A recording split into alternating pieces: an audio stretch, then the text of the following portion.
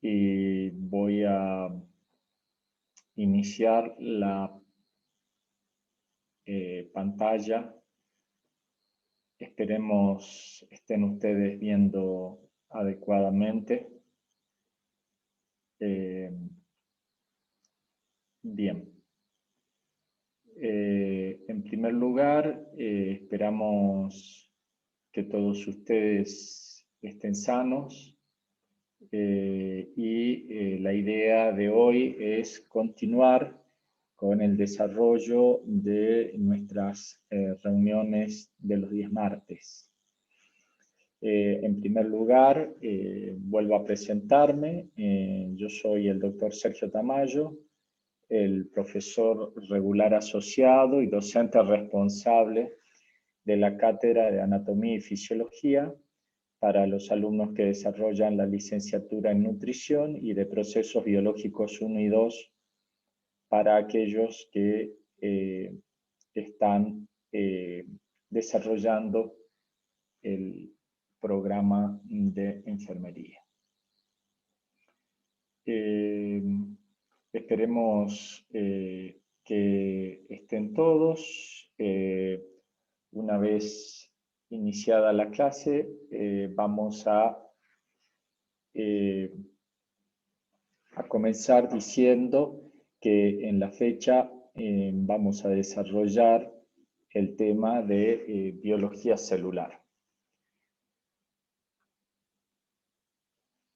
Me gustaría retomar un concepto diciendo que la célula es la unidad morfofuncional de la materia viva, es la mínima expresión de la misma, en la cual se llevan a cabo todos y cada uno de los procesos inherentes a los seres vivos, es decir, el nacimiento u origen de la célula que proviene de una célula preexistente, de acuerdo al segundo postulado de la teoría celular. En segundo lugar, la nutrición celular, que va directamente vinculada al crecimiento y a una función que es la de reproducción a fin de mantener la estirpe de la célula. Finalmente, ese crecimiento entra en una meseta y una declinación que termina con la muerte celular. Todos y cada uno de estos procesos, ustedes entenderán bien, tienen que ver con lo que ocurre con cualquier organismo vivo. La célula que a nosotros nos ocupa es la célula animal, es una célula eucariota, vale decir, dentro de ello debemos nosotros mencionar que la célula eucariota es aquella que tiene, como lo señala el puntero láser, un verdadero núcleo, que puede ocupar distintos lugares en la célula, pero que sobre todo el núcleo o la existencia de la membrana nuclear permite individualizar el material genético en el interior del núcleo y separarlo del citoplasma. La célula animal admite para su descripción tres partes bien diferenciadas, como quizás ustedes ya lo saben por conocimientos previos. Esas tres partes están dadas por la membrana plasmática, en el caso de la célula animal, sin la existencia de la pared celular, como es el caso de las células vegetales, también células eucariotas, pero que nosotros vamos a estudiar fundamentalmente la célula animal a partir del presente.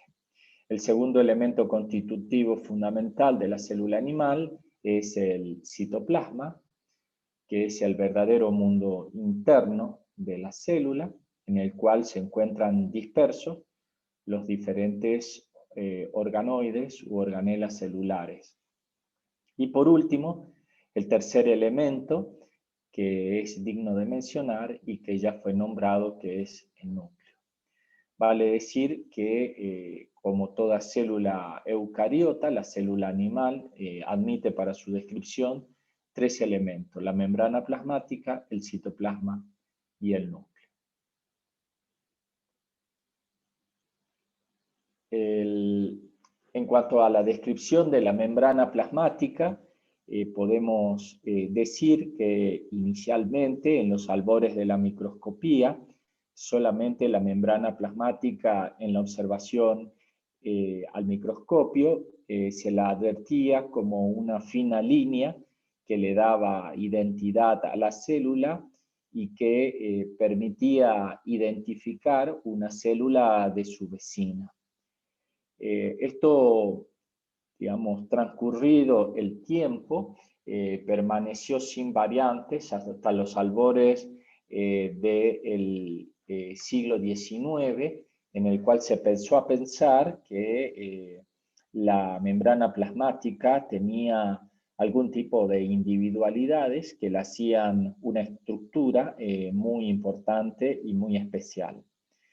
A comienzos del siglo XX, con el advenimiento de los microscopios más desarrollados, se pudo ver de que la célula estaba rodeada de una membrana en la cual se podían identificar algunas diferencias tintoriales, y a mediados del siglo XX, con el advenimiento del microscopio electrónico, pudimos llegar a identificar que la membrana plasmática de la célula, de la cual aquí vemos una membrana plasmática de la célula suprayacente y la célula infrayacente con su membrana plasmática y un espacio intercelular, ustedes pueden ver que al microscopio electrónico se advirtió que la membrana plasmática estaba formada por una doble capa oscura o electrón densa, que estaba ubicada a nivel externo e interno respectivamente, mientras que en la parte central se podía vislumbrar una capa clara o electrolúcida. Esto llevó a los investigadores, a partir de entonces, debido a las investigaciones que se realizaban con el mismo microscopio electrónico y posteriormente con estudios de inmunoelectroforesis o electroforesis vinculada a la estructura química de la membrana celular, se pudo ver que la membrana presentaba algún tipo de estructura especial, que por aquellas épocas dos investigadores, Dabson y Danieli, intentaron darle alguna digamos, explicación a través de un esquema que denominaron esquema de la membrana celular, graficada en una estructura trilaminar o en sándwich. ¿Qué quiere decir todo esto de estructura trilaminar o en sándwich de Dabson y Danieli? Quiere decir que aquellas capas electrón densa u oscuras que se observaban químicamente correspondían a capas de proteínas. Proteínas que podían estar ubicadas externamente y que ustedes ven graficadas en rectángulos verdes, o proteínas ubicadas internamente, como también lo ven en el mismo formato y color. Esas proteínas las había básicamente por aquellos entonces, se las agrupaba en dos tipos: proteínas extrínsecas, que eran las proteínas que se encontraban en el exterior y en el interior, y a su vez las proteínas intrínsecas o proteínas de poro. ¿Por qué aparecían las proteínas intrínsecas o proteínas de poro? Porque tanto la capa de proteínas extrínsecas como las que se encontraban internamente no era una capa continua, sino que estaba interrumpida cada tanto, presentando fenestras o poros, espacios que eran ocupados por por los segundos tipos de proteínas, que eran las proteínas intrínsecas o de poros. Ahora, ustedes se preguntarán que esa capa proteica externa e interna tenía ciertas dimensiones. Y efectivamente, debido a la existencia del microscopio electrónico, se pudo medir que la capa proteica externa e interna, respectivamente, tenían dimensiones vecinas a los 20 angstrom. Ahora, respecto a la indicación o modelo inicial, se preguntaron a qué correspondía la capa media o electrolúcida clara, y se vio que la misma estaba conformada por una capa lipídica bimolecular de 35 angstrom de espesor. ¿Qué quiere o qué significa una capa lipídica bimolecular? Quiere decir que la capa de lípidos, que ustedes ven en forma de rectángulos amarillos con unas espículas en azul, estaba formada por una capa orientada hacia la capa proteica externa y una segunda capa de lípidos orientadas hacia la capa proteica interna. Ahora, esa orientación no era al azar, dado que las moléculas de lípidos poseían un polo hidrocarbonado que se llamaba polo hidrófilo y que estaba orientado por una apetencia o afinidad eléctrica hacia las proteínas, mientras que las cadenas de ácidos grasos, aquí representados por los rectángulos amarillos, constituían los polos hidrófobos. Hidrófobos porque repelen el agua, pero también porque al ser largas cadenas de carbono, presentaban cargas negativas y se repelían entre sí. Dobson y Danieli, a través de esta estructura, intentaron explicar someramente lo que era la membrana plasmática, con una capa electrón densa de proteínas externas de 20 angstrom, u otra capa electrón densa de proteínas internas de 20 angstrom, y en el intermedio una capa lipídica bimolecular clara con las características químicas que expliqué de 35 angstrom. Todo esto con interrupciones secuenciales ocupadas por las proteínas de poro y que eran verdaderas interrupciones en esa membrana, vale decir que no era continua y que constituían los poros. Ahora, dentro de esta constitución de dos moléculas orgánicas muy significativas, como son las proteínas y los lípidos, se agregaba el tercer componente de la química orgánica, y que son los hidratos de carbono. Los hidratos de carbono se encontraban combinados en la capa proteica externa con las proteínas, constituyendo las glucoproteínas, que en aquel momento inclusive se los llevó a denominar glucocálix o glicocálix o capa dulce de la membrana plasmática. El espesor total de la membrana, según la estructura trilaminar de Dobson y Danieli, era 75 angstrom. Algo que con las comprobaciones posteriores no estaba lejos de la realidad, pero que presentaba una fundamentalmente una dificultad que era la estática o la falta de dinamismo que permitiera explicar la mayor parte de los intercambios entre el medio externo e interno celular. Como los investigadores afortunadamente no se conforman o bien ante alguna inconsistencia que presentaba el modelo de Dabson y Danieli, continuaron las investigaciones.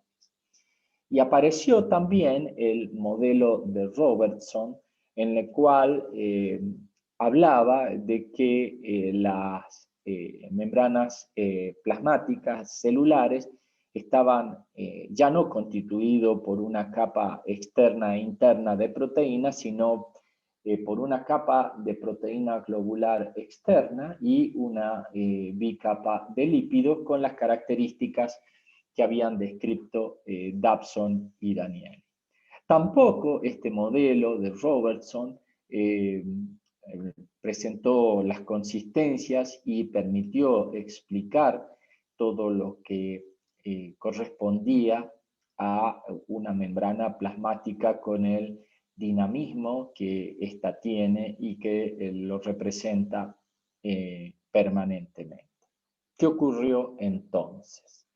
Entonces apareció la publicación en Lancet o en la revista Nature primeramente del modelo de mosaico fluido llevado a cabo por dos investigadores, Singer y Nicholson, que permitió llevar a buen puerto la estructura de la membrana plasmática y que variantes más, variantes menos, es actualmente el modelo que prevalece y que predomina hasta el presente. Se denomina modelo de mosaico fluido porque la explicación está dada diciendo que la membrana fundamentalmente es un inmenso mar o magma de lípidos. Lípidos que están dispuestos en forma de una bicapa lipídica con sus polos hidrófilos orientados hacia la porción exterior de la membrana y hacia el interior de la misma, y con sus cadenas de ácidos grasos enfrentadas entre sí.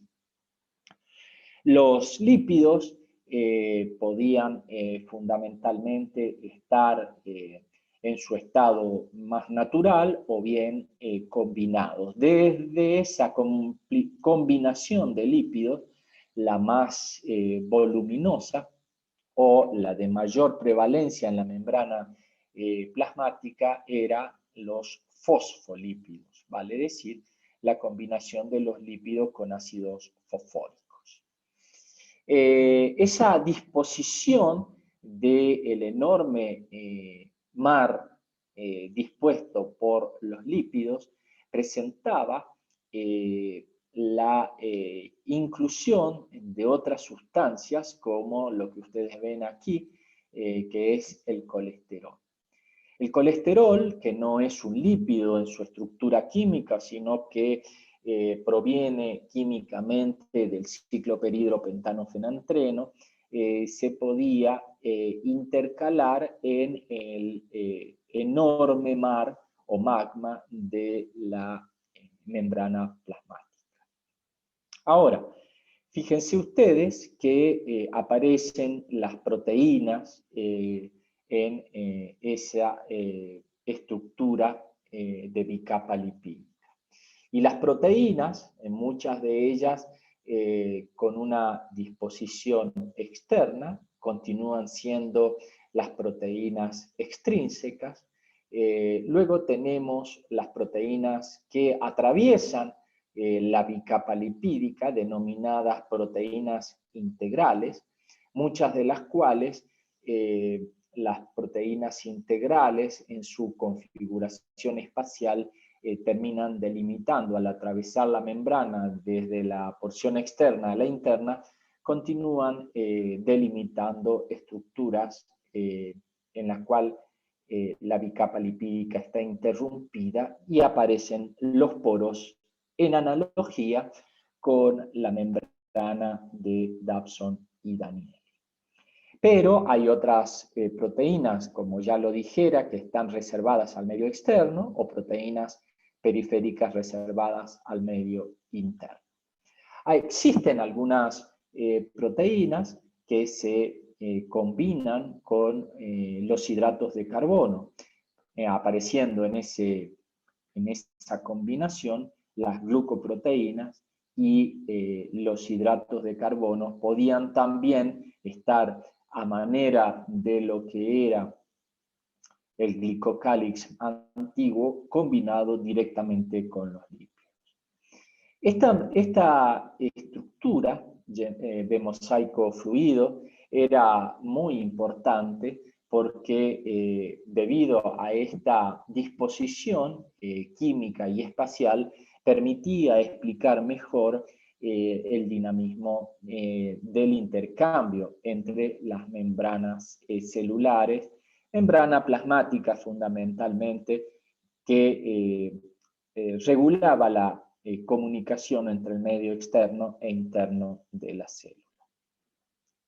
¿Cuál es lo más significativo desde el punto de vista funcional en la membrana? Está fundamentalmente localizado en los lípidos, que tienen un movimiento de las moléculas intracapa permanente, vale decir, existe un movimiento espacial en cada una de las capas de los lípidos de la membrana, y existe también movimientos más difíciles, más raros, más laboriosos, con mayor costo de energía, que es el movimiento flip-flop, vale decir, en donde las moléculas de lípidos de una capa de la membrana que están en movimiento cambia de disposición y pasa de la membrana, supongamos, interna a la membrana externa. Esto es muy significativo, dado que ese intercambio y movimiento de los lípidos de la membrana permite explicar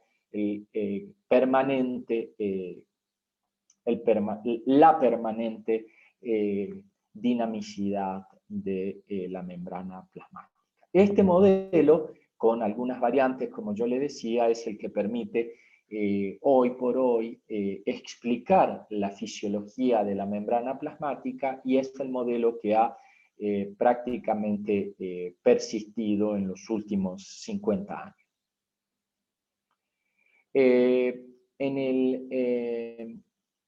En el interior de la célula, dispuesta por esa membrana, que la membrana plasmática tiene una enorme y un sinfín de funciones, como ustedes lo van a estudiar en los libros, se encuentra el citoplasma.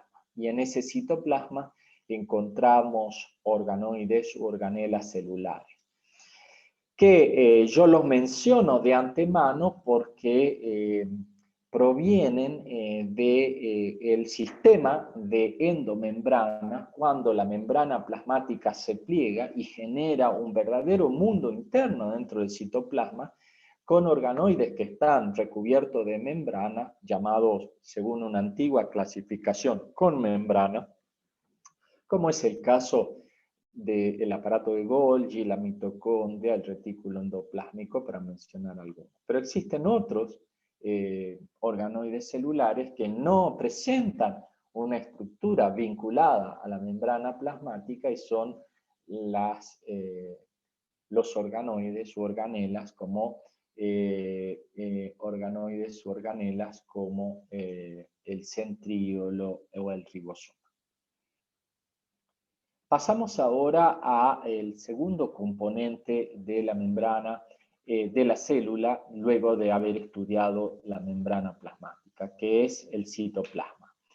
El citoplasma es el verdadero mundo interno de la célula, que mantiene su composición y sus características estables gracias a la existencia de la membrana plasmática, que es quien regula y mantiene la estabilidad del medio interno celular y a su vez mantiene el dinamismo de intercambio entre el medio interno y externo según las necesidades de la célula. El citoplasma celular químicamente está constituido entre un 70 a un 98% fundamentalmente por agua. Ese medio acuoso admite disolución a través de un sistema heterogéneo de diferentes compuestos que son compuestos inorgánicos y compuestos orgánicos. Dentro de los compuestos inorgánicos podemos mencionar electrolitos, sean estos, aniones o cationes. Dentro de los cationes podemos mencionar fundamentalmente lo más significativo en cuanto a su papel funcional, como el sodio, el potasio, cationes monovalentes, el magnesio, el calcio. Y también debemos mencionar algunos aniones, como por ejemplo el sulfato, el fosfato, el sulfato o el cloro. Estos electrolitos cumplen unas funciones muy importantes dentro del citoplasma, como veremos más adelante. Pero no solamente en el citoplasma hay compuestos inorgánicos, sino también compuestos orgánicos. Estos compuestos orgánicos tienen funciones que varían desde su composición estructural, como ya lo hemos mencionado, con el caso de los lípidos, las proteínas, pero en el caso del citoplasma ya vamos a ver constituyendo los elementos fundamentales del citoesqueleto, como también proteínas que se encuentran en su forma globular. Vale decir que dentro de los compuestos orgánicos tenemos en primer lugar, o por mencionarlo de algún modo, las proteínas. En segundo lugar, debemos hablar que se encuentran en el citoplasma los lípidos y también los carbohidratos. ¿Cuál es la consistencia del citoplasma? El citoplasma no es un medio absolutamente líquido, sino que el citosol es un medio interno ligeramente gelificado, con una estructura ni de solución ni de gel totalmente, sino intermedio, lo cual favorece la histofisiología o citofisiología de este importante medio interno celular. Dentro de ese citoplasma vamos a encontrar dispersos algunos organoides celulares, como es el caso de un organoide sin membrana, que es el ribosoma, los cuales son pequeñas partículas que se encuentran localizadas en el citoplasma de una manera libre, vale decir, como ribosomas aislados en el citoplasma o ribosomas relacionados con otros ribosomas en el citoplasma a través de una molécula de ARN. Cuando están vinculados a través de moléculas de ARN, aparece el nombre de polirribosoma. En estos casos, cuando están dispersos de manera aislada o unidos a través de una molécula de ribosoma, de ARN, los ribosomas o polirribosomas en este segundo caso, se encuentran dispersos o libres en el citoplasma. Pero los ribosomas también pueden encontrarse adosados, como ustedes pueden ver en la parte media e inferior de la figura, pueden encontrarse adosados a la membrana del retículo endoplásmico. En tal caso, cuando el ribosoma se adhiere a la membrana del retículo endoplásmico, el retículo adopta una disposición rugosa y por lo tanto, como ya hablaremos, aparecerá en tal situación el retículo endoplásmico rugoso. Yendo a una ultraestructura del ribosoma, podemos decir que está formado por dos subunidades.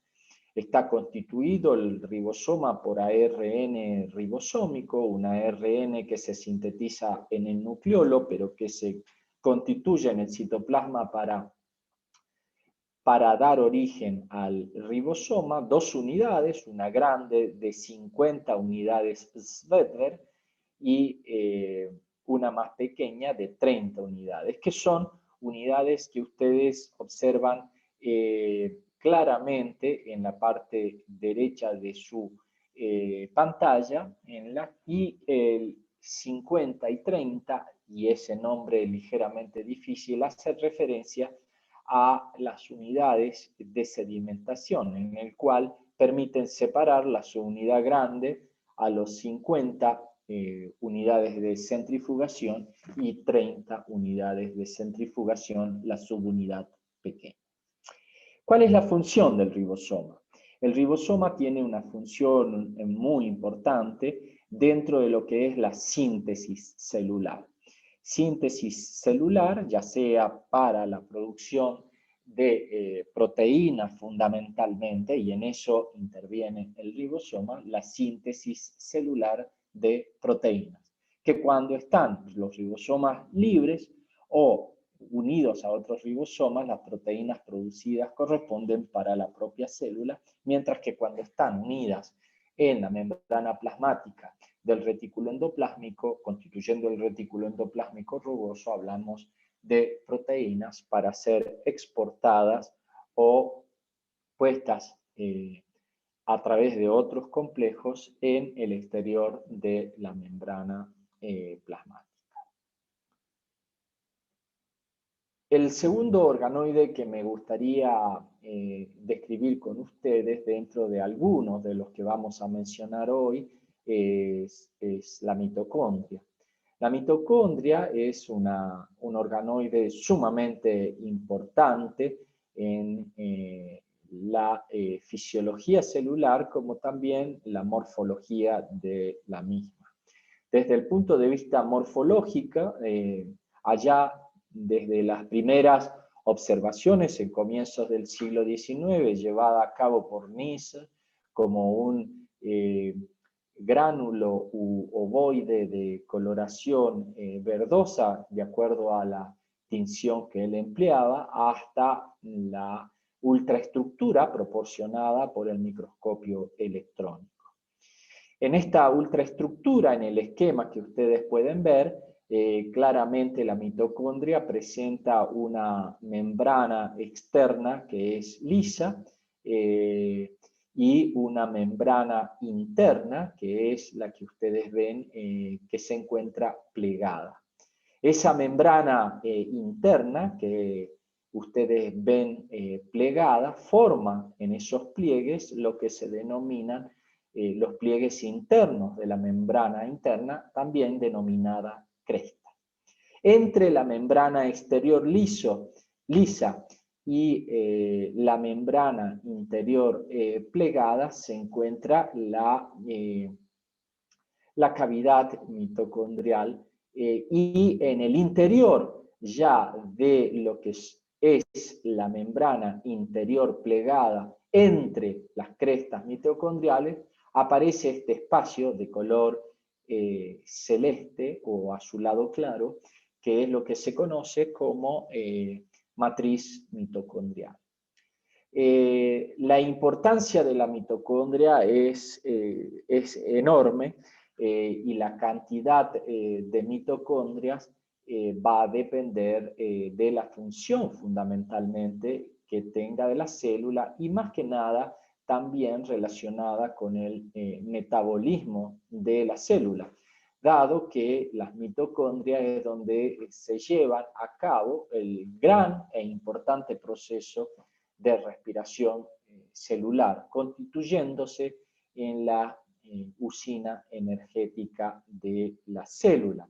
Como ustedes pueden ver en la ultraestructura, en una microfotografía electrónica, vemos claramente la membrana externa lisa de la mitocondria y en el interior vemos los pliegues mostrados por las crestas mitocondriales y en el interior de esos pliegues o en el espacio entre esos pliegues aparece lo que es la matriz mitocondrial. Es importante decir que la mitocondria posee un ADN propio, que es el ADN mitocondrial, moléculas de ARN, y el hecho de poseer ADN propio es muy significativo dado que le permite su autoduplicación.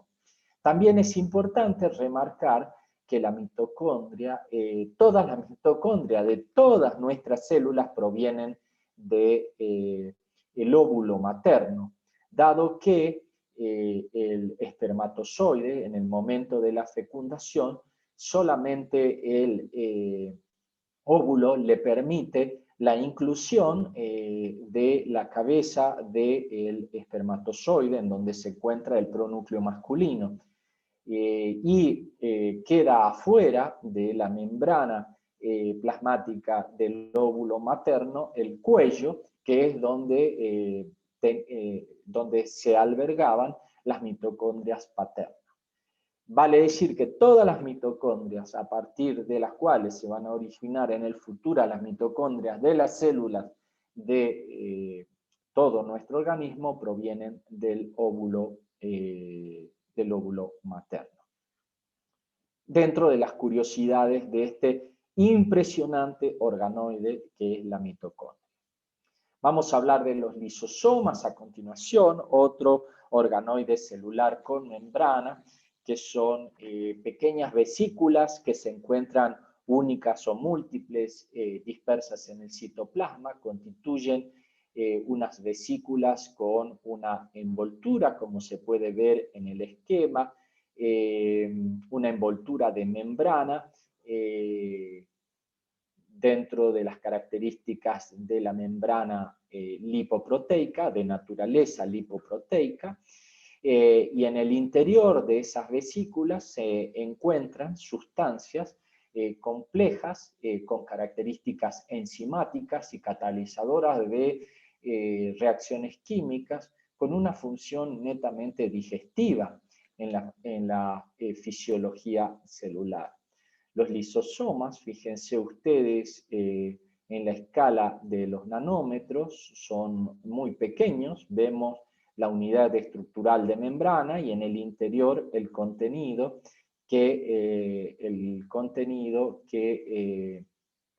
ustedes pueden advertir que es el contenido enzimático digestivo. Habitualmente los lisosomas se los vincula, así como decíamos que la mitocondria estaba relacionada con la respiración celular dentro de lo que es el metabolismo celular, los lisosomas están relacionados con la digestión celular. Abordamos otros organoides y dentro de ello el retículo endoplásmico.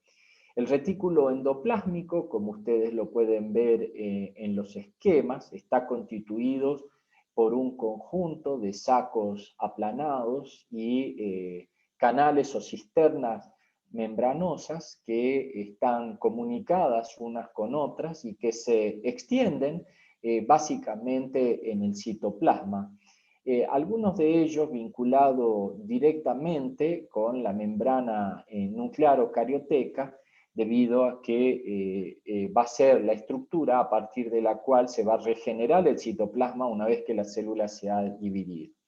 Pero en otros casos puede estar más alejado del núcleo. Existen dos tipos de retículo endoplásmico debido a la presencia o ausencia de ribosomas en su membrana o en sus paredes membranosas. Cuando el retículo endoplásmico no presenta granulaciones, vale decir, ribosomas adheridos a su conjunto de sacos y canales membranosos, se habla de retículo endoplásmico liso, más bien vinculado a la síntesis de lípidos y a la fisiología del calcio, sobre todo en la célula muscular, dado que el retículo endoplásmico liso se va a albergar, almacenar y liberar secuencialmente, ya veremos en su momento, el calcio, que es la moneda de la contracción celular, en el caso del músculo. Mientras que cuando el retículo endoplásmico presenta los ribosomas en la pared externa de estos sacos y cisternas aplanadas, hablamos de un retículo endoplásmico rugoso. Y el retículo endoplásmico rugoso obviamente va a tener que ver con la síntesis proteica que está relacionada con la membrana, digamos, fisiología de la membrana celular, y sobre todo las proteínas que se van a producir y van a circular por el retículo endoplásmico rugoso van a ser exportadas desde la célula que sintetiza a el medio externo celular.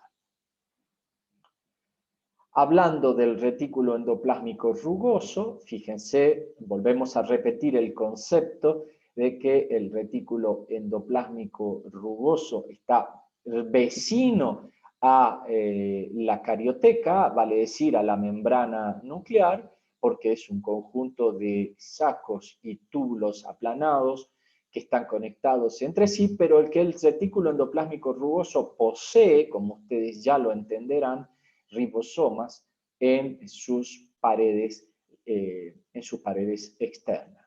Y el ribosoma, al ser un elemento vinculado con la síntesis proteica, una vez que la síntesis proteica se produzca, las proteínas generadas en esa pared externa van a ser volcadas al interior de los túbulos y sacos y van a ser conducidas posteriormente o transportada a través del retículo endoplásmico rugoso. El retículo endoplásmico liso, ustedes lo pueden ver, fíjense, ligeramente más alejado de lo que es la membrana nuclear y más alejado del retículo endoplásmico rugoso, constituyendo un conjunto de sacos y cisternas aplanadas conectadas entre sí, pero cuya pared, digamos, está libre de ribosoma. El retículo endoplásmico liso está relacionado con la síntesis de lípidos y dentro de ellos uno de los lípidos más importantes, el más voluminoso, de mayor prevalencia en la constitución de las membranas celulares, como son los fosfolípidos. Y asimismo en la síntesis y transporte del colesterol. Es muy importante pensarlo a la unidad del retículo endoplásmico como una unidad histofuncional o citofuncional que es muy significativo mencionarla en conjunto, porque tanto el retículo endoplásmico rugoso, como ustedes pueden ver en la parte baja y derecha de la proyección vinculada a la membrana nuclear que sintetiza proteína, como el retículo endoplásmico liso vinculado a los fosfolípidos y colesterol, constituyen, junto con el órgano que vamos a ver a continuación, denominado aparato de Golgi, una unidad citofuncional integrada que se denomina GREL, G-R-E-L, Golgi retículo endoplásmico. Vale decir que es muy importante la unidad entre funcional entre el retículo endoplásmico rugoso, el retículo endoplásmico liso y la integración con el retículo, con el aparato de Golgi, como ustedes lo pueden ver en este sector. Vinculación que está dada por vesículas que se transportan del retículo endoplásmico rugoso, liso, hacia el aparato de Golgi. Hablemos ahora del aparato de Golgi. El aparato de Golgi es un conjunto de sacos aplanados y de vesículas que cóncavas y convexas que se disponen en las células y es uno de los pocos organoides celulares que ha mantenido el nombre de o del científico que la descubriera, que es Camillo Golgi.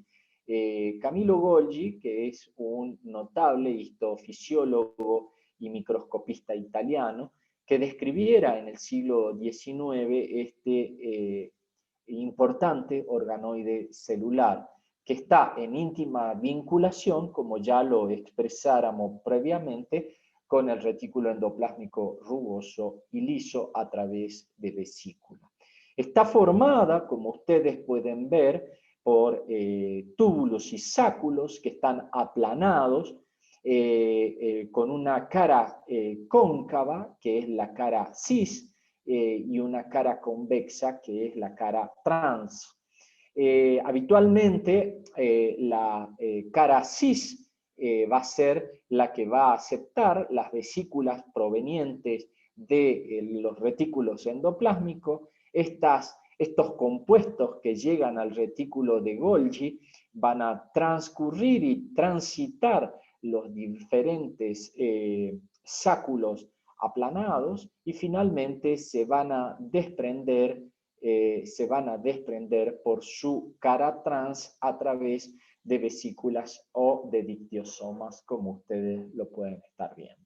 En la parte baja y derecha de la proyección vemos la ultraestructura, en la cual podemos observar los sáculos y cisternas aplanadas, el polo cis, el polo trans, ¿no es cierto?, que es muy claro y que están configurados por esos sáculos o vesículas aplanadas que están también relacionadas dentro de esa unidad citofuncional que es el GREL. El aparato de Golgi, ya yendo más hacia las sustancias y funciones que maneja, fíjense que tenemos la unidad GREL, dado por el retículo endoplásmico rugoso, el retículo endoplásmico liso, desde donde se liberan las sustancias que van a ingresar por la cara cis del retículo endoplásmico a través de esas vesículas transportadoras que van a vertir ya sean los lípidos o las proteínas en el interior de los sáculos aplanados del retículo endoplásmico, del aparato de Golgi, elementos que van a transitar por el complejo de Golgi y que van a recibir un proceso denominado de conjugación y empaquetamiento.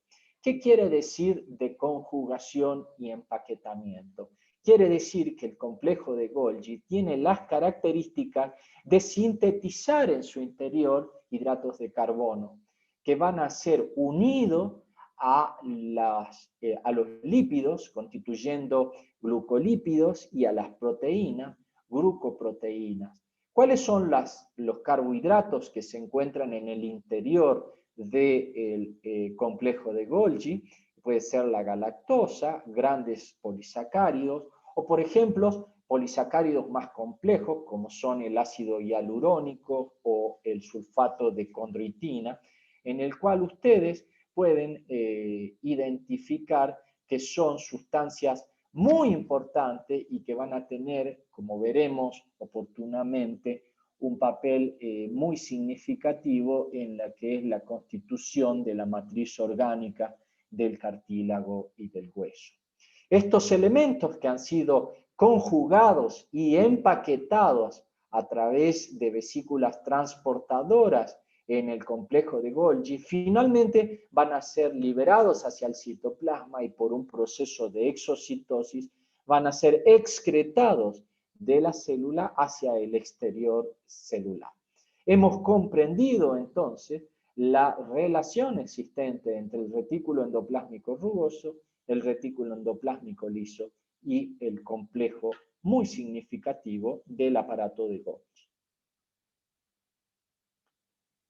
Hablamos también de los peroxisomas, que son organoides encargados de oxidación celular. Se tratan de pequeñas vesículas con el interior cubierto o integrado de ciertas enzimas o peroxidasas que van a estar relacionadas con el metabolismo de los lípidos. Estos peroxisomas son más frecuentes encontrarlos en algunos tipos celulares más que en otros, como puede ser el caso de los,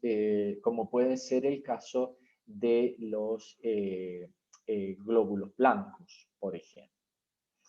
Finalmente vamos a hablar del citoesqueleto. En ese citoplasma, que es el espacio que está localizado entre el núcleo celular y la membrana plasmática, en donde hemos encontrado el verdadero mundo interno de la célula constituido por un sistema gelificado o intermedio entre sol y gel, se encuentran los organoides celulares, pero también se encuentra un sistema interconectado, un conjunto de filamentos que se une a la cara interna de la membrana celular y también a la cara externa de la carioteca, formando un entramado de filamentos, de microtúbulos que constituyen el verdadero esqueleto de la célula y que dirigen y configuran los diferentes movimientos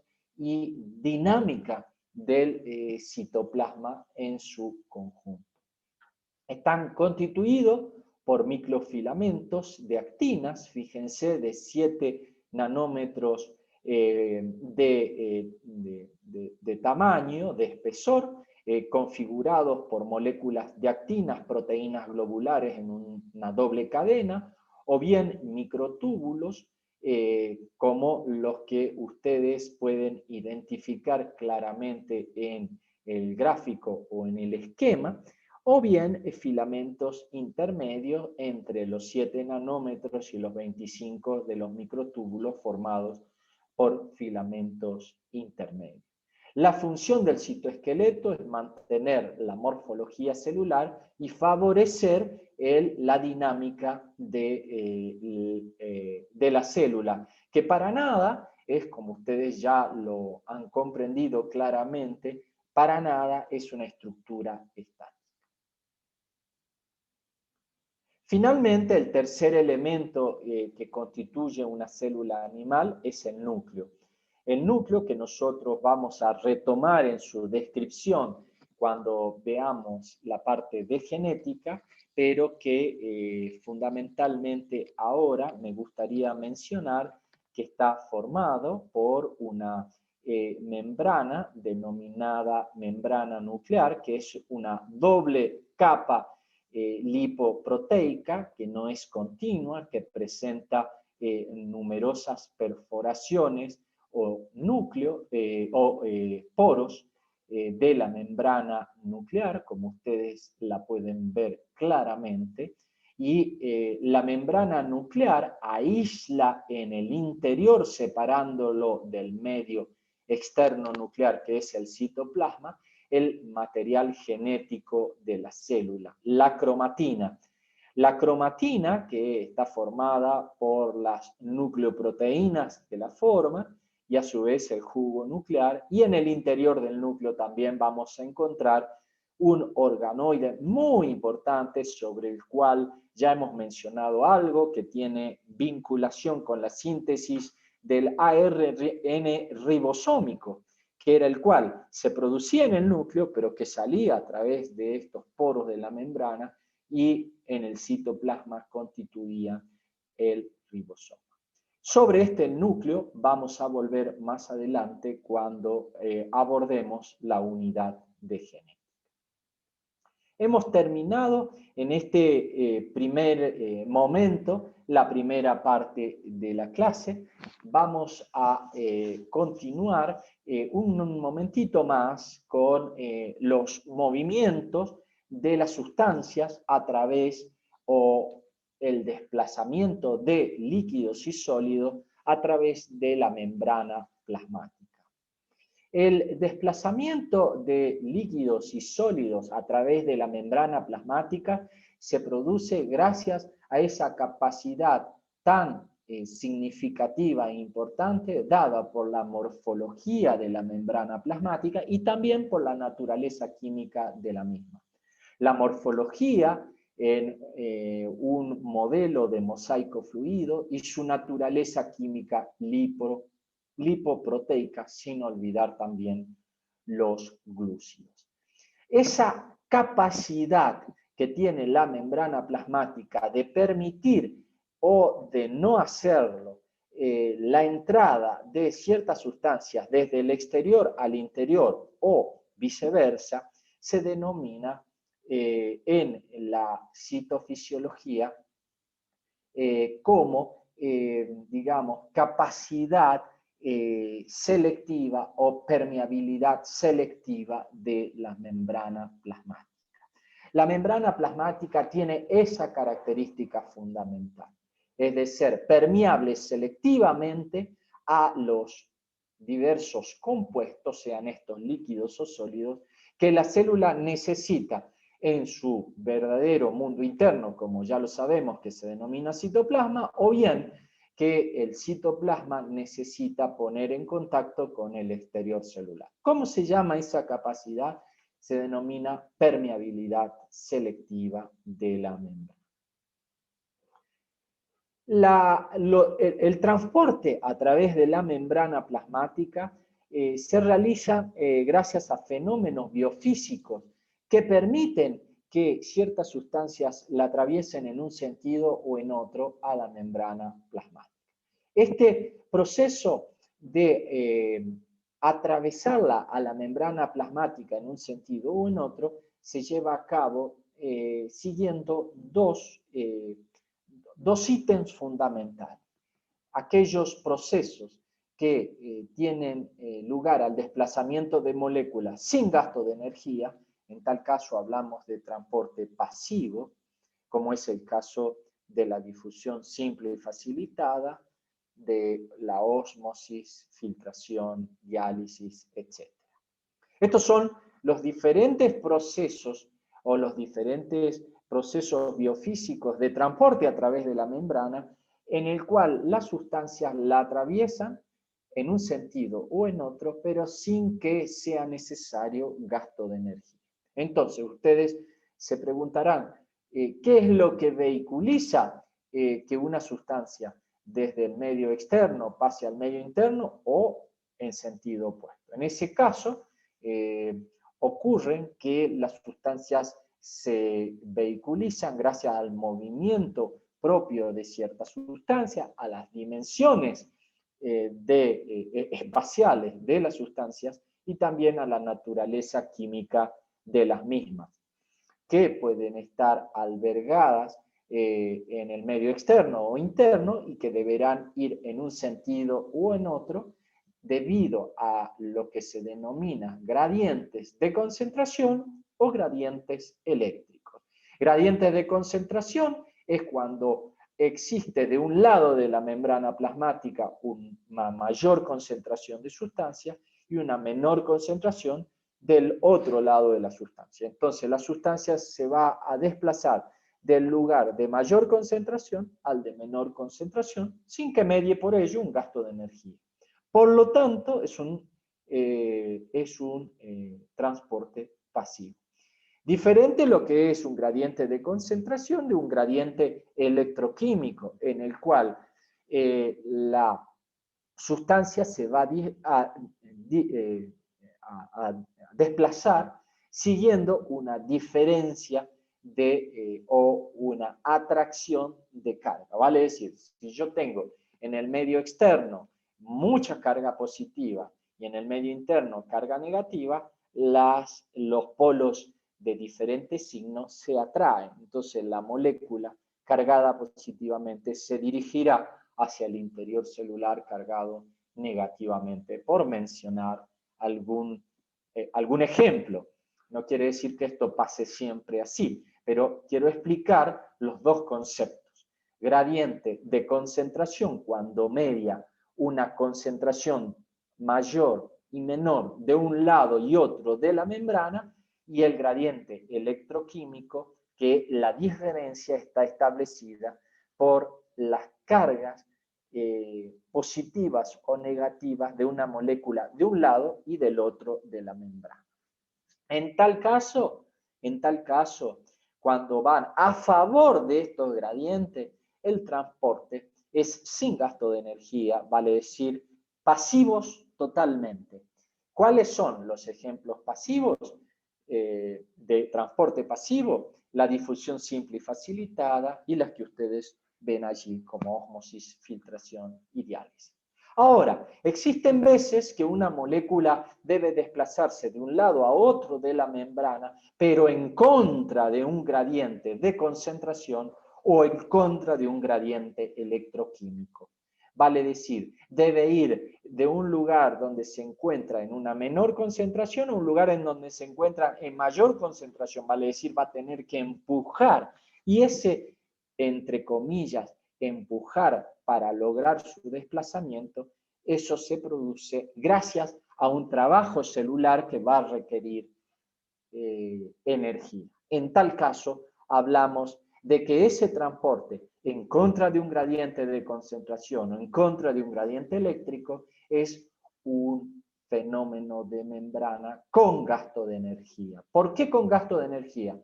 Porque va a requerir un trabajo y el trabajo va a requerir de energía. Por lo tanto, en este último caso vamos a hacer mención a transportes activos. ¿Cuáles son los transportes activos? La bomba de sodio y potasio, los procesos para macromoléculas de endocitosis y exocitosis, y los que son los transportes siguiendo la teoría de primer y segundo mensajero. Dicho de un modo resumido, los fenómenos de transporte a través de la membrana plasmática pueden ser pasivos o activos. ¿Cuándo son pasivos? Cuando el desplazamiento de la molécula no requiere un trabajo celular, se producen a favor de un gradiente de concentración electroquímico y por lo tanto no requiere gasto de energía. En segundo lugar, están las moléculas que se van a desplazar de un lado a otro de la membrana plasmática, requiriendo un trabajo celular porque van a ir en contra de un gradiente de concentración o electroquímico, y estos transportes se denominan activos.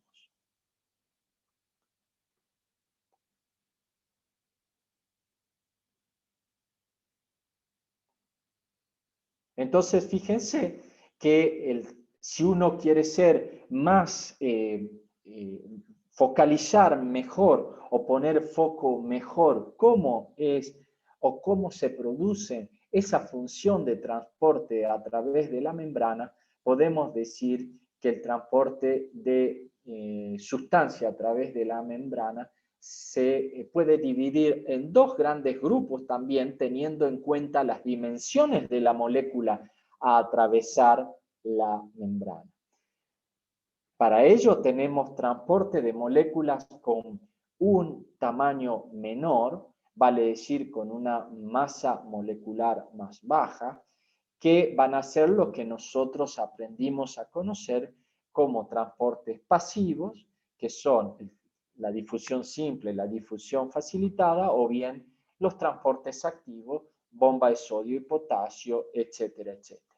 Ahora, existen transportes de moléculas de elevada masa molecular, vale decir, transporte de moléculas grandes. En tal caso, también son transportes que van a requerir gasto de energía, ya hablamos de la endocitosis con sus variantes, de la exocitosis o de la transcitosis. No quiero que se confundan, quiero que sepan que hay diferentes maneras de clasificar los transportes a través de las membranas celulares.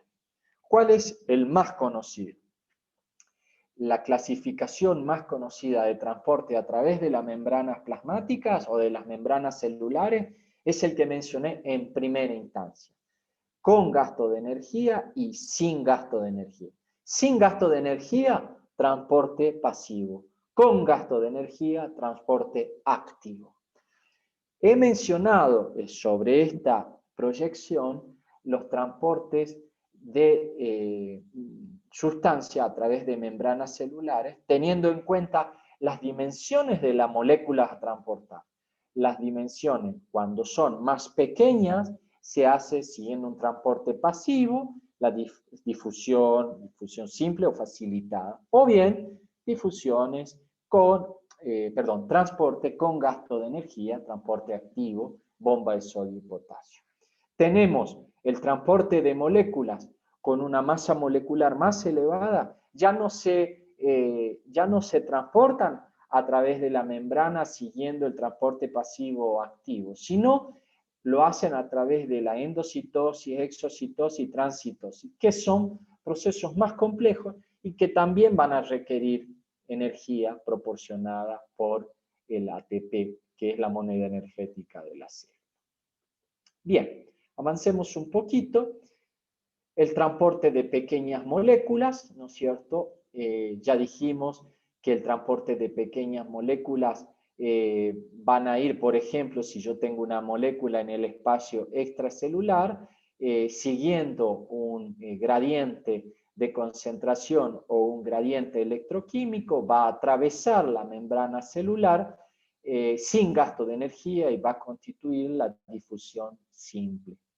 Cuando esa molécula va a requerir para poder atravesar la membrana plasmática un mediador, un transportador o carrier, es que le va a dar una estructura en forma de poro o canal. Fíjense, para poder atravesarla, en este caso o en este otro, a través de un transportador propiamente dicho, aparece la difusión facilitada. La difusión simple y la difusión facilitada son procesos de transporte para moléculas pequeñas de un lado a otro de la membrana plasmática que se engloba dentro de lo que es el transporte pasivo. ¿Y qué es el transporte pasivo? El transporte pasivo es aquel que se produce a favor de un gradiente de concentración o a favor de un gradiente electroquímico. Por lo tanto, el paso de la molécula a través de esa membrana no requiere de trabajo celular, y al no requerir de trabajo celular, se produce sin gasto de energía. Si no intervienen las moléculas, como en el primer caso, proteínas, por ejemplo, es una difusión simple. En cambio, si intervienen proteínas mediadas por canales o bien proteínas más estructurales mediadas por transportadores, se denomina difusión facilitada, porque son estas proteínas las que van a facilitar que la molécula pase de un lado al otro de la molécula. Ahora, cuando el transporte se produce en contra de un gradiente, fundamentalmente de un gradiente electroquímico, en donde tenemos que pasar una molécula de un lugar en donde es o muy positiva o negativa a otro lugar en donde está cargado muy positivamente o muy negativamente, entonces allí vamos a requerir un trabajo celular. Y en tal caso, ya cuando aparece el trabajo celular, se requiere para ese transporte de membrana de llevar una molécula de un lado hacia otro de energía. La energía está proporcionada por el ATP. Y cuando aparece ese gasto de energía, aparece lo que se denomina ya no el transporte pasivo, sino el transporte activo, que es aquel precisamente motivado o que está favorecido por el gasto de energía. La difusión simple es un proceso muy pasivo, como ustedes ven, que se produce con un pasaje aleatorio, una mezcla aleatoria de partículas, como consecuencia de los movimientos cinéticos de la partícula. Las propias partículas de un lado de la membrana tienen un movimiento intrínseco que las moviliza y las va a llevar de un lado a otro de la membrana siguiendo un gradiente de concentración.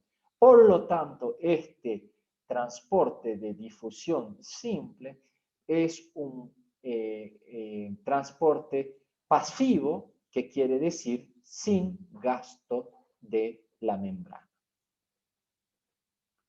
De gasto de energía me refiero.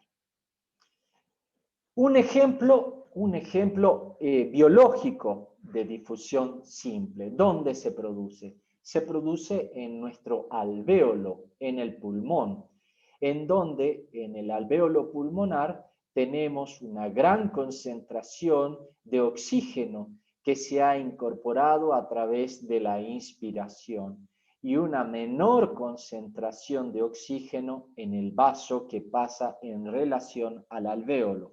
Por lo tanto, el oxígeno se va a desplazar de un lugar de mayor concentración, que es el alvéolo, a un lugar de menor concentración, como es el capilar pulmonar, y va a difundir de manera simple, es decir, sin gasto de energía, para incorporarse a la hemoglobina y llegar a los tejidos.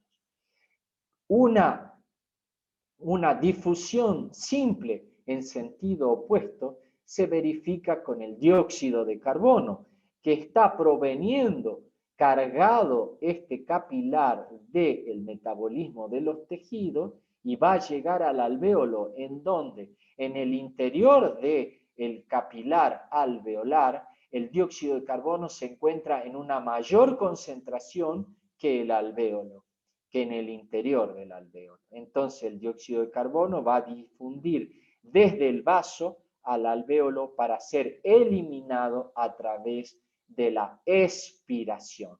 En sentido opuesto, como ustedes pueden ver con flechas naranja y verde respectivamente, el oxígeno respecto del dióxido de carbono.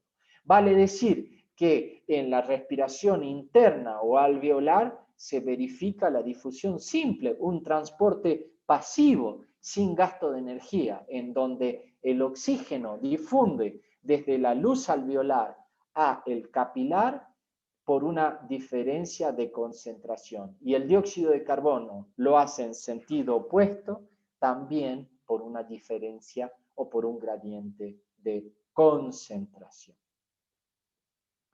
Vamos a la ósmosis. Ósmosis es el paso de un solvente como el agua a través de una membrana con permeabilidad selectiva. Acá ya no pasan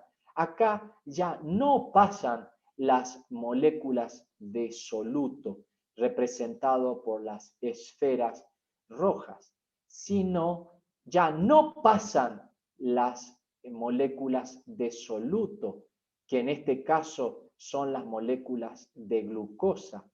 Van a pasar las moléculas de agua, vale decir, es el paso del solvente de una solución a través de una membrana semipermeable, como es el caso de las membranas biológicas.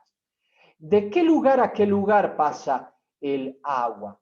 Pasa de la solución que está más diluida o menos concentrada a la solución que está menos diluida o más concentrada.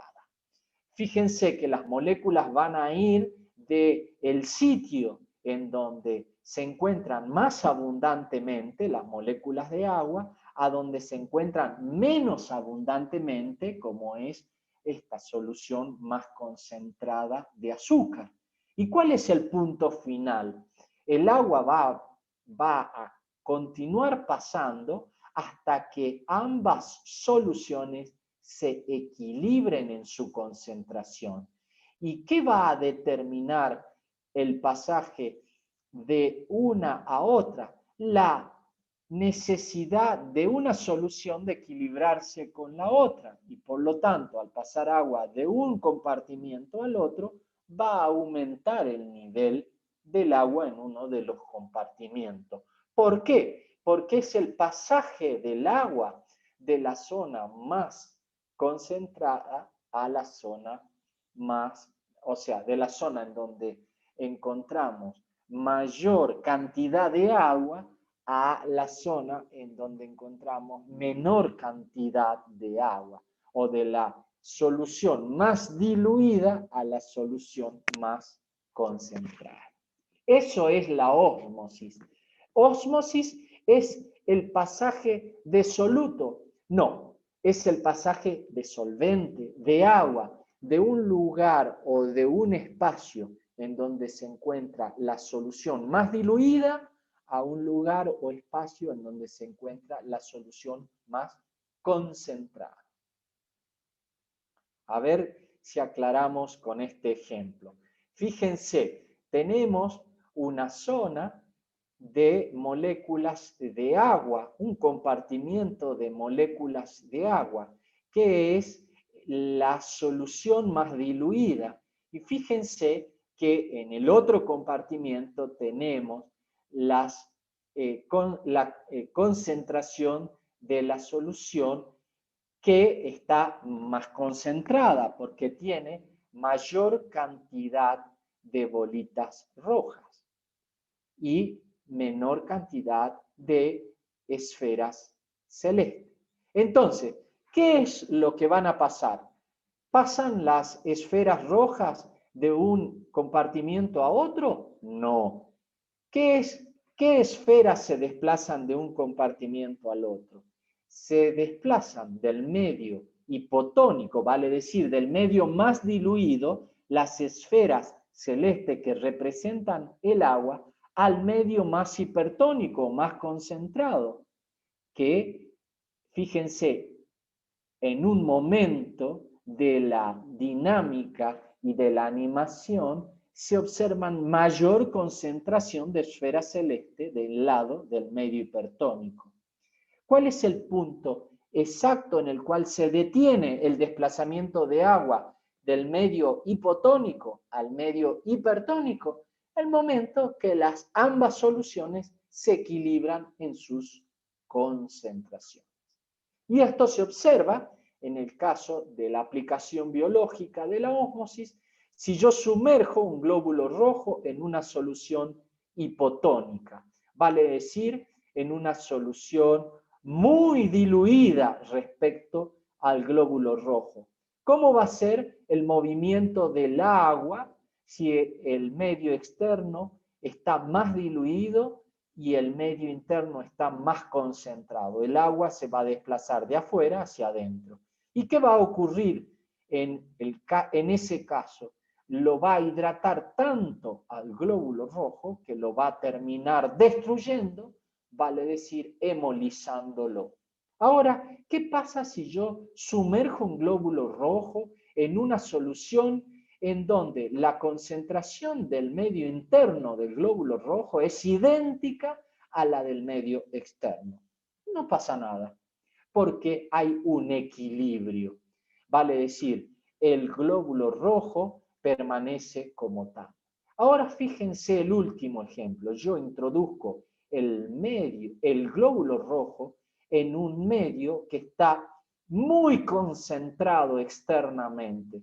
Externamente, el medio presenta mucho soluto y poco solvente. Entonces, ¿qué va a pasar con el glóbulo rojo? Va a salir agua del glóbulo rojo al medio circundante. ¿Y qué va a pasar con el glóbulo rojo? Se va a retraer. ¿Por qué se va a retraer o achicharrar? Porque ha perdido agua. ¿A expensas de quién? Del movimiento del líquido del interior del glóbulo rojo al exterior del mismo. Este es un fenómeno que se materializa en el ser humano cuando existen los estados de sobrehidratación o los estados de deshidratación. De sobrehidratación cuando el medio extravascular se encuentra muy cargado de agua. Entonces, el plasma se encuentra diluido. El glóbulo rojo va a absorber agua, pero en los fenómenos de deshidratación, en el cual el volumen plasmático ha perdido mucha agua o es carente de solvente, el glóbulo rojo va a permitir la salida de líquido desde su interior al exterior y se va a retraer. Fíjense, y ustedes me dirán, ¿y en el caso del equilibrio? Bueno, es el caso de cualquiera de los que estamos aquí presentes. El caso del equilibrio es cuando el medio extravascular y el interior del glóbulo rojo, por decirlo, coinciden. Entonces la concentración de un medio y del otro al coincidir permite que el glóbulo rojo mantenga su forma y su estructura. Difusión facilitada. Yo les preguntaría, ¿es un transporte pasivo o un transporte activo? Es un transporte pasivo, porque las moléculas se siguen desplazando de un lado a otro de la membrana a favor del gradiente de concentración. Vale decir, van a pasar las moléculas desde un medio a otro medio siguiendo un gradiente de concentración. Vale decir, las moléculas de glucosa en la luz intestinal se encuentran en una concentración muy elevada en relación a la glucosa en el interior de la célula intestinal. ¿Dónde está la diferencia entre una difusión simple y una difusión facilitada? Es que para que la glucosa atraviese desde el lado externo de la célula al lado interno de la misma, en el caso del intestino, va a requerir de un transportador, de una proteína de membrana llamada permeasa, que permite el paso de pequeñas moléculas como la glucosa, o moléculas polares o iones como el sodio y solutos más grandes desde el exterior al interior celular, verificándose un proceso nada más que de cambio espacial de la molécula al transportar, de la molécula transportadora al llevar la molécula de glucosa de un lado al otro. Sería como el caso, ¿no es cierto?, de una silla giratoria, en donde aquí el espacio para que se siente la glucosa está orientado hacia el medio extracelular y luego la silla giratoria se da vuelta y entrega al medio intracelular la molécula de glucosa. Fíjense qué significativo que la difusión facilitada se produce a favor de un gradiente, es un transporte pasivo, quiere decir no requiere gasto de energía, se unen a proteínas transportadoras de membrana llamadas permeasa y es saturable, vale decir que como toda silla giratoria tiene un número de asientos. Si se sientan 4 glucosas y esta silla tiene 4 asientos, bueno, pues se da vuelta y entrega hacia el medio interno las 4 glucosas que se sentaron. Y el resto de las glucosas estarán haciendo fila afuera para ocupar los próximos 4 asientos que se desocupan. Dicho de un modo muy coloquial, por supuesto. Fíjense, ahí les estoy mostrando una animación de lo que es la difusión facilitada. en donde ustedes ven en el líquido extracelular en forma de hexágonos, ¿no es cierto? Fíjense qué importante lo que hexágonos rojos, fíjense las moléculas de glucosa, fíjense cómo se produce en un sentido y en otro, y cómo se equilibran las concentraciones habiendo 4 hexágonos rojos de un lado y 4 hexágonos del otro. Lo importante acá que la difusión facilitada, como ya lo explicáramos, es un transporte pasivo. Lo único que tiene un transportador de membrana que permite ese transporte, pero ese transporte es sin gasto de energía. Diferente al transporte activo. El transporte activo se produce en contra de un gradiente electroquímico. Vale decir que la molécula, fíjense ustedes, cargada con un determinado signo electroquímico, ya sea este positivo o negativo, va a ser transportada a un medio en el cual existe una gran cantidad de moléculas con el mismo signo de la molécula que debe transportarse. Entonces, si yo debo empujar, yo debo realizar un trabajo para pasar de un lugar a otro lugar a través de la membrana biológica, ese trabajo me va a requerir de energía. Por lo tanto, el transporte activo es con gasto de energía. Estas moléculas se unen a proteínas de membranas específicas que tienen una capacidad de hidrólisis de esta energía que está junto a la proteína transportadora. Y habitualmente esta proteína hidroliza a esta molécula que es el ATP y que es quien le brinda la energía para que esta molécula pueda pasar en contra de un gradiente electroquímico. En tal sentido, el transporte activo es específico para cada molécula y también es saturable, lo que decía para la difusión facilitada. Entonces, el transporte activo, fíjense, hay un transporte activo primario, en el cual la energía procede directamente del ATP, y un transporte activo secundario acoplado, en el cual la energía procede del gradiente generado por el transporte activo primario. Fíjense, acá ustedes tienen un transporte activo primario, un transporte activo primario, en el cual, fíjense, tienen la molécula, inicialmente tenemos que la molécula de sodio, ¿no es cierto? La molécula de sodio ingresa a la célula y la molécula de potasio sale de la célula, ¿no? Entonces, fíjense que en tal caso, una vez que se produce que la molécula de sodio entra a la célula y la molécula de potasio sale de la célula,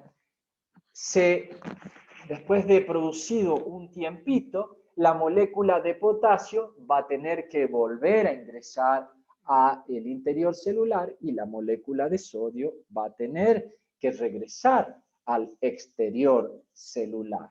Bueno, entonces, el transporte activo primario se produce aquí, en este lugar, en donde el sodio va a tener, ¿no es cierto?, que pasar del exterior celular a el interior celular. Y el potasio va a tener que pasar del interior celular al exterior de la misma.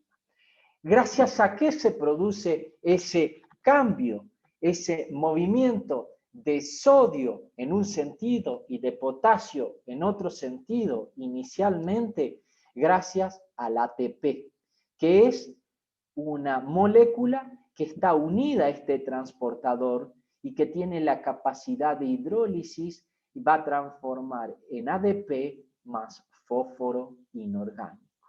Entonces, eso es lo que va a permitir, ¿no es cierto?, que el sodio salga, perdón, que el sodio entre y que el potasio salga.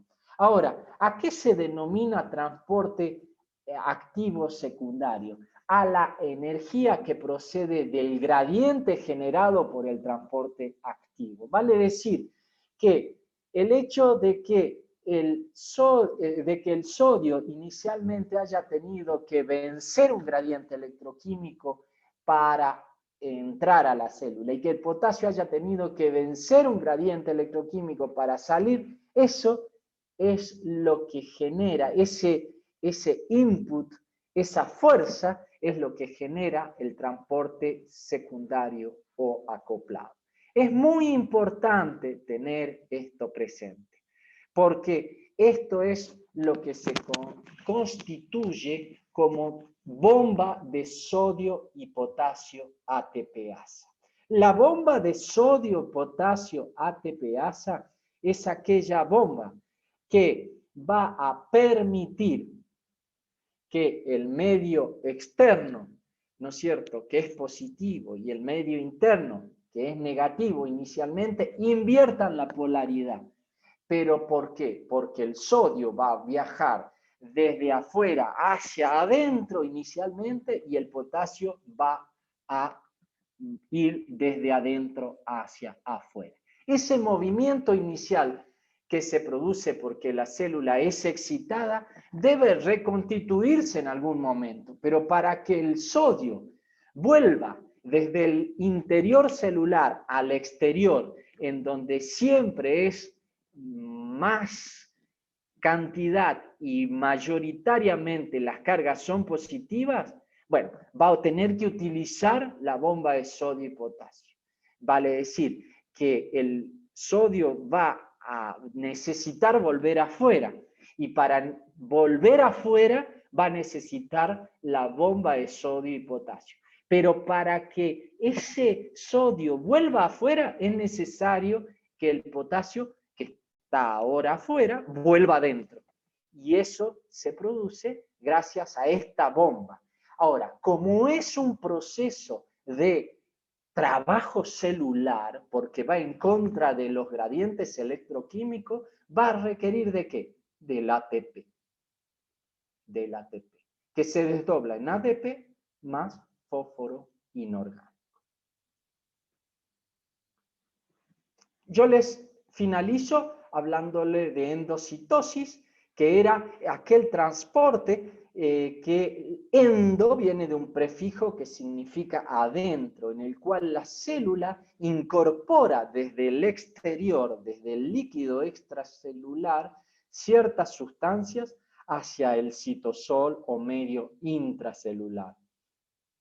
Es un transporte que, como veíamos en la clasificación, es un transporte para grandes moléculas de una carga molecular elevada. Por lo tanto, está mediada por receptores y por invaginación de la molécula, que forma una vesícula que, fíjense, va a generar una invaginación de la membrana en el citosol, luego se va a fusionar en sus extremos y va a crear una vesícula interna o endosoma con el contenido que necesitaba incorporar la célula.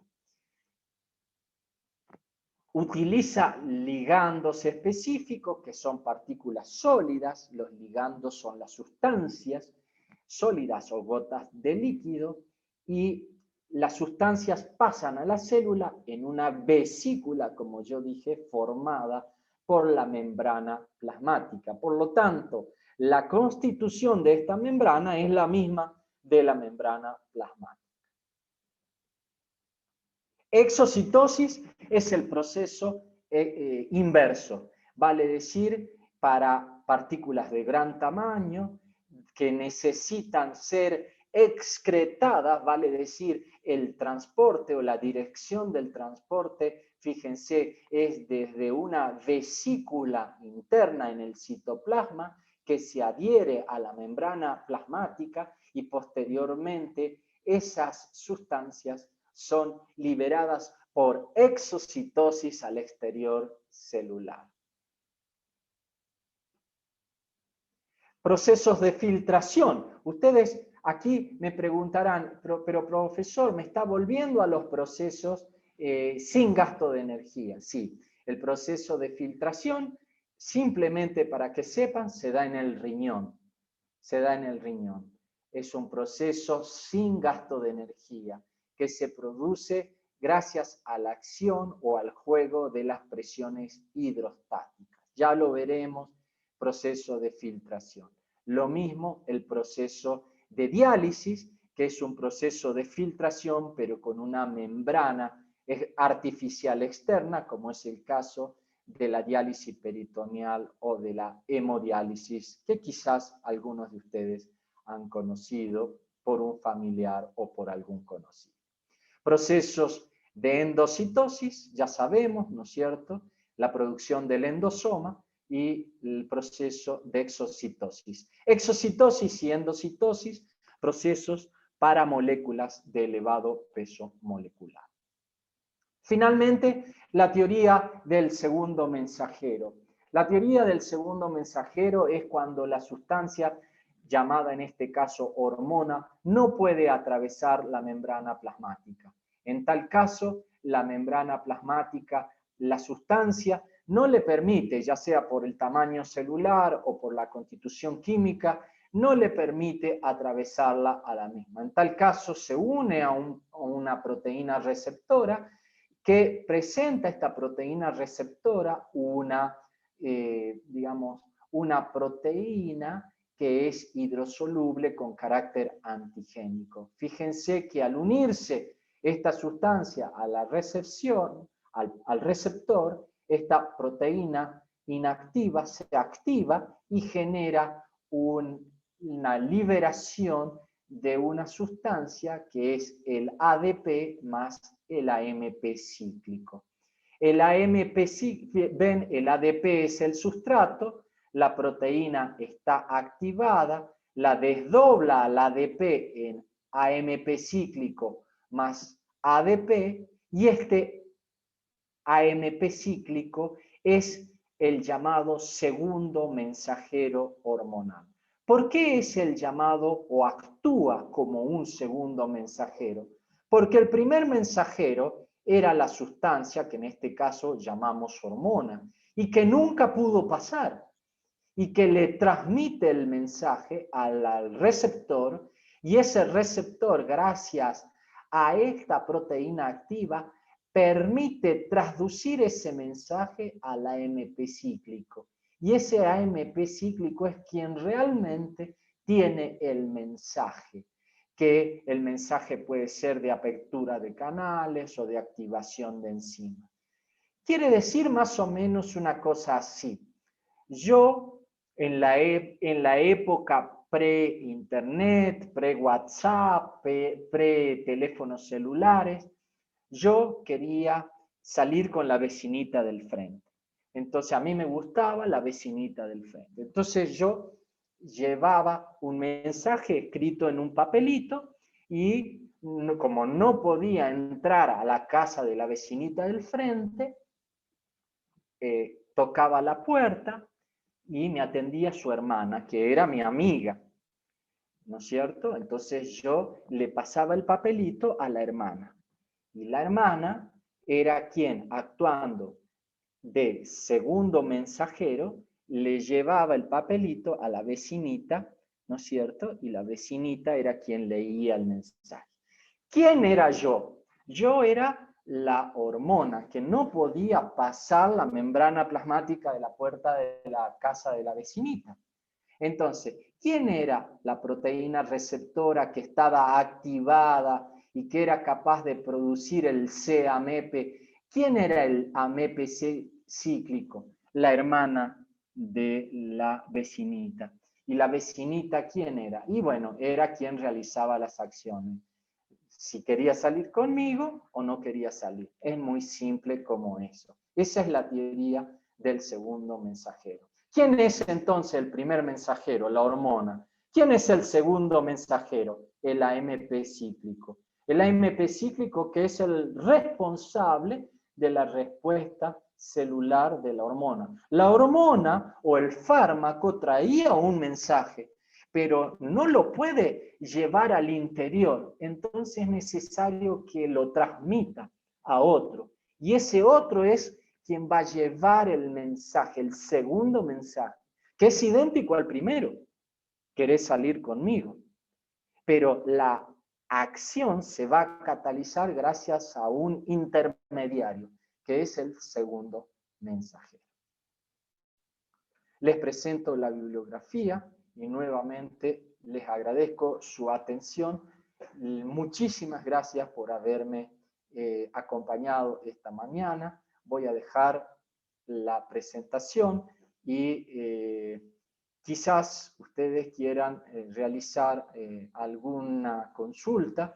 Yo estoy disponible si es que hay alguna consulta. Veo que algunas de las consultas son si voy a dejar la clase grabada. Sí, ya saben ustedes que sí. Me alegro que les haya gustado. Me gustaría más que presenten dudas, ¿no? Más que les guste la clase, les agradezco infinitamente. Aquí hay una pregunta, acá hay una pregunta, voy a pedir que paren un momentito de mandar mensajes, así la puedo...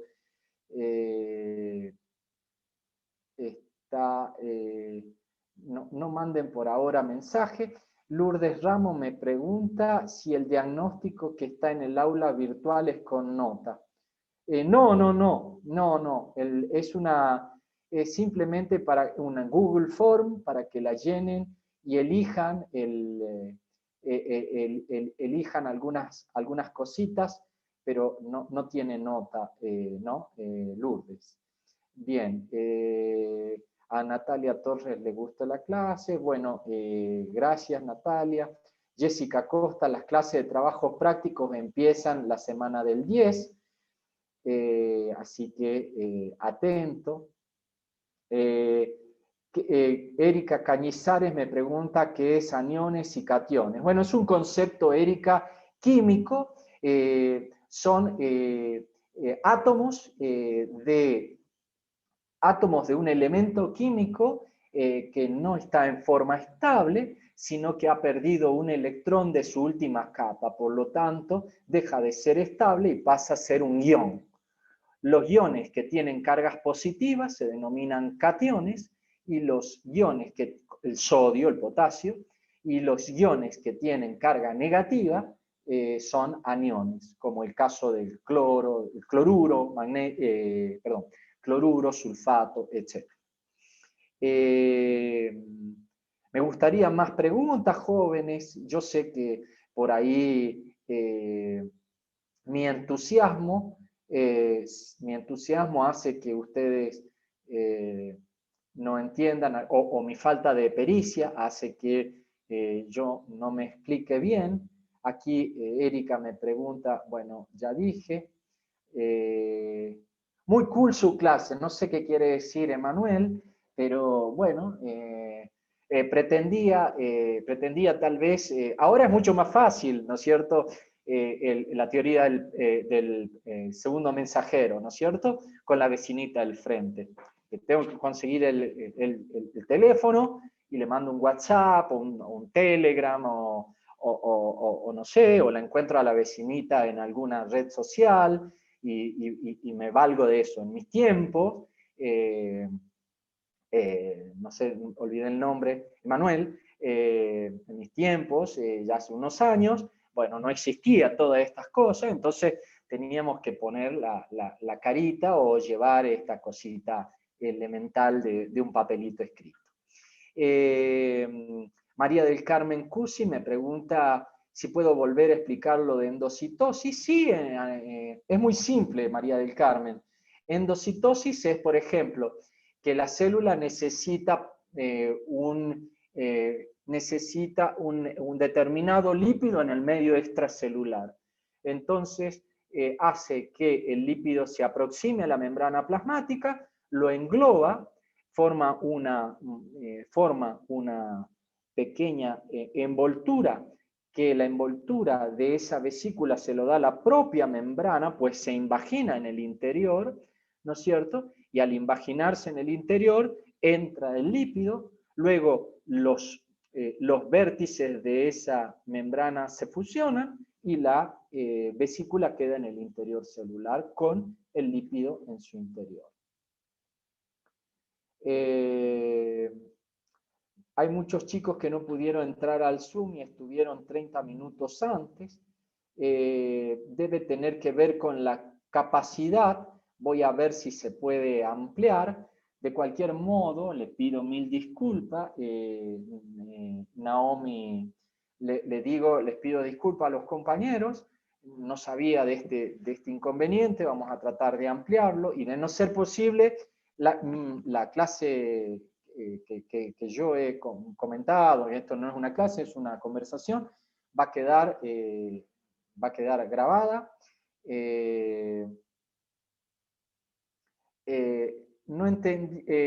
Brenda Ortega no entendió la estructura de la membrana de Dawson y Danieli. Es muy simple, Brenda. Una capa externa de proteínas y una capa interna de proteínas. Y en el medio, una bicapa de lípidos. Tanto la capa externa o interna de proteína como la bicapa de lípidos no es continua, sino que presenta poros. Ahora, ¿cómo se orientan los lípidos? Los lípidos se orientan con su polo hidrófilo hacia las proteínas y su polo hidrófobo enfrentados entre sí. Eso es todo. Y la capa externa de la proteína presenta las uniones con con la glucosa o los hidratos de carbono formando glucoproteína, que es el glucocálix. Bien, seguimos. No, todas las clases no son las únicas reuniones las mías o las a mi cargo, son los martes entre las 10 y las 12, y hay otra clase que se dicta los días jueves con otro docente al mismo horario.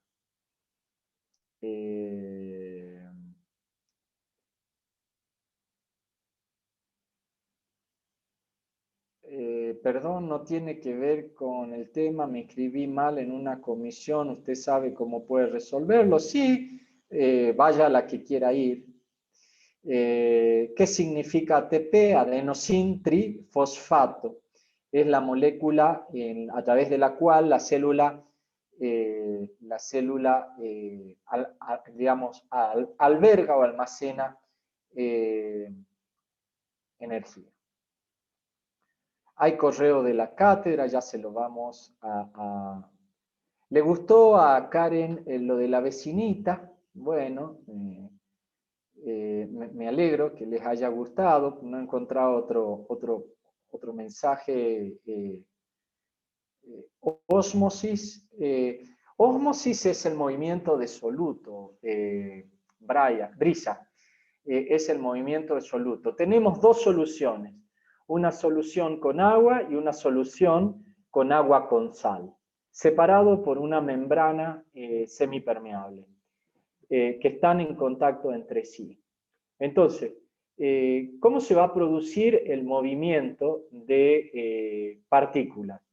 En el caso de la ósmosis va a pasar el agua de donde está agua pura a el de la solución en donde hay agua con sal. ¿No? Va a pasar ¿qué? El agua. No pasa la sal en sentido opuesto, no. Pasa el agua. ¿Con qué objeto? Con el objeto de diluir tanto la concentración o la solución del lado de agua con sal que quede prácticamente de una dilución similar al agua pura.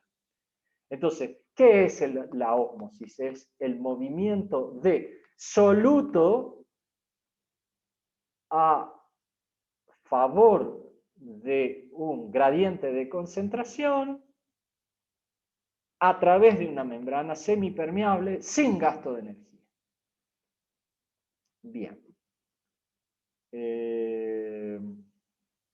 Citoesqueleto es el conjunto de filamentos que toma anclaje en la membrana plasmática y en la membrana nuclear y que permite el movimiento. La capacidad del Zoom es 300 alumnos, Dayana, y no lo sé. Fíjese que pensaba que era un poquito más amplio, pero bueno, lo voy a averiguar y voy a pedir, en caso de poder ampliarlo, voy a pedir que se amplíe. ¿Los organoides celulares están dentro de la membrana plasmática? No, en el interior del citoplasma. Están aislados del medio externo por la membrana plasmática.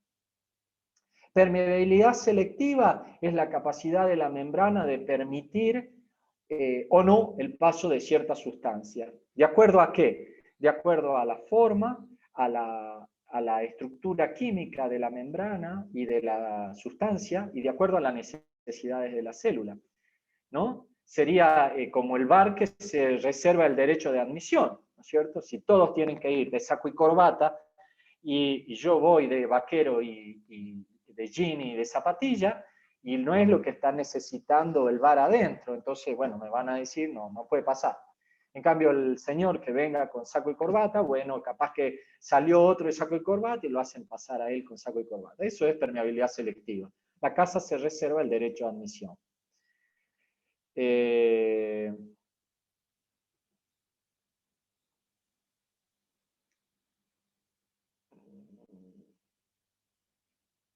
No importa si puso procesos biológicos, no importa eso. El aparato de Golgi es muy importante porque el aparato de Golgi es un conjunto de sáculos y cisternas aplanados. Imagínense ustedes un montón de platos hondos que ustedes hacen una pila de platos hondos y lo dan vuelta, ¿no? Entonces va a quedar el plato hondo, ¿no es cierto? Entonces, una cara que es cóncava es la cara cis y otra cara que es convexa, la cara trans.